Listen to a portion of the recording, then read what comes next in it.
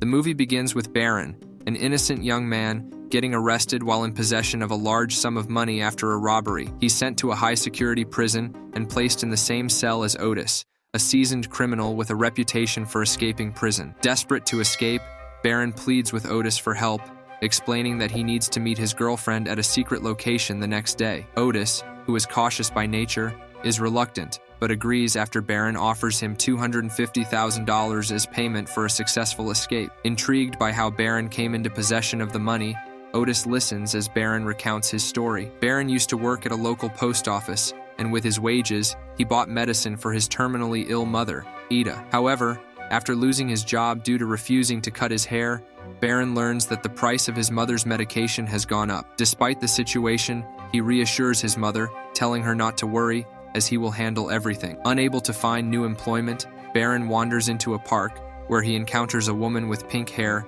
named Marmalade. At first, Marmalade leaves, but later returns to find Baron venting his frustrations by hitting a swing with a branch. She playfully teases him, and they introduce themselves. They begin spending time together, with Baron showing Marmalade various local spots. Marmalade reveals that she grew up in foster care, while Baron shares his struggles with his mother's illness and the fact that he never knew his father. The high cost of the medication becomes a frequent topic, and Marmalade suggests that if the system isn't working in his favor, he should make his own rules. The two grow closer, and Marmalade eventually spends the night at Baron's house. Without a steady income, they start brainstorming ways to pay for Ida's medicine. Baron suggests renting out rooms, but Marmalade shocks him by proposing that they rob a bank. Although initially hesitant, Baron eventually agrees, feeling like he has no other choice. They begin planning, scouting out potential targets, and practicing how to carry out the robbery. As their bond grows, they decide to get matching tattoos. Marmalade gets a heart with Baron's name inside it,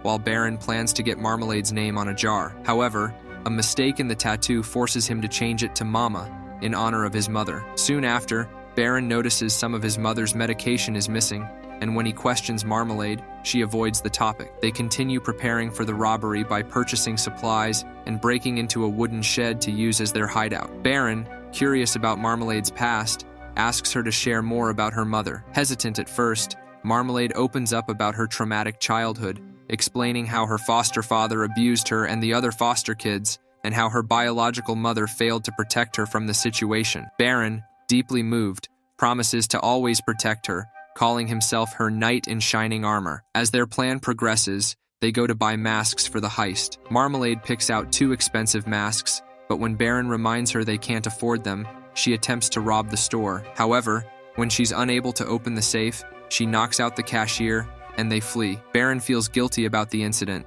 suggesting they find a different way to make money, but Marmalade convinces him that one big heist is all they need. Later that night, they hear Ida coughing, and Marmalade goes to check on her. Moments later, she runs out in a panic, screaming. Baron rushes into the room to find his mother has died. Marmalade insists she doesn't know what happened, saying she had only stepped out of the room for a moment. In prison, Otis offers Baron some comfort, sharing that his own mother has been sick for most of his life, and he doesn't even know if she's still alive. Baron asks why Otis hasn't visited her, and Otis explains that their relationship is strained and that she lives in Kingston, Jamaica. Later, during lunch in the prison dining hall, other inmates begin bullying Baron. When one of them tries to attack him, Otis steps in, sparking a prison riot. It is then revealed that Otis is not actually an inmate, but an undercover FBI agent tasked with capturing Marmalade, a notorious serial bank robber. Otis was assigned as Baron's cellmate to gather information about her. The FBI plans to fake an escape,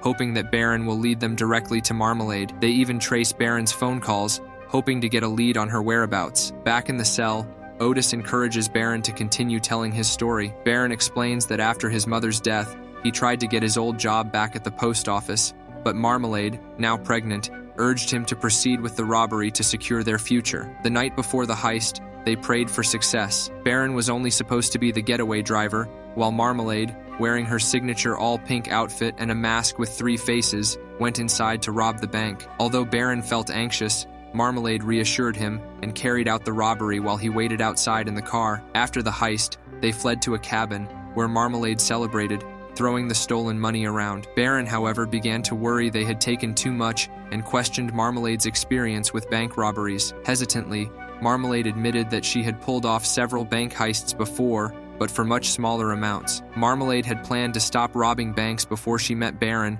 but decided to do one last job with him. Although this revelation upset Baron, they reconciled, reminding each other they had to think of their unborn child now. Later, Marmalade asked Baron to retrieve the masks from the car so they could burn them. While doing this, Baron found a bottle of his mother's pills hidden inside the car. Furious, he confronted Marmalade with a gun, demanding to know why she had kept the pills. Marmalade begged for forgiveness, explaining that she had saved them for emergencies and forgotten they were still in the car. At that moment, the police surrounded their cabin, ordering them to surrender. Baron, torn, suggested they give up and apologize, but Marmalade proposed they split the money and meet later at their favorite spot. Baron agreed, and Marmalade took half the money and left, while Baron turned himself in to the police. Back in prison, Otis promised to help Baron escape, as long as Baron told him where Marmalade was planning to meet him. Baron refused to reveal the location, but assured Otis that he would still pay him the promised $250,000. The next day, Otis, disguised as a laundry worker, hid Baron in a laundry basket and tried to sneak him out. Unfortunately, a guard not in on the plan stopped them. Otis quickly handed Baron a car key and pushed him outside before getting detained. However, FBI agents released Otis soon after. Baron successfully escaped, with the FBI tailing him closely. He first went to a florist to buy flowers, seemingly for his mother's grave, and then stopped at an ice cream shop, a favorite hangout spot of his and Marmalade's. After leaving the shop, the FBI followed him until he pulled over, but when they approached the car, they discovered the driver was actually an ice cream shop employee. The employee explained that Baron had given him the car in exchange for driving it around town. At this point, Otis realized Baron had tricked them. He immediately ordered a manhunt for both Baron and Marmalade. Meanwhile, Baron had switched vehicles, driving a yellow car to the cabin, where he discovered bags of money hidden in the chimney. Newspaper clippings were also there, showing that Baron had known all along Otis was an undercover agent. Otis, rushing to the grave Baron had visited earlier,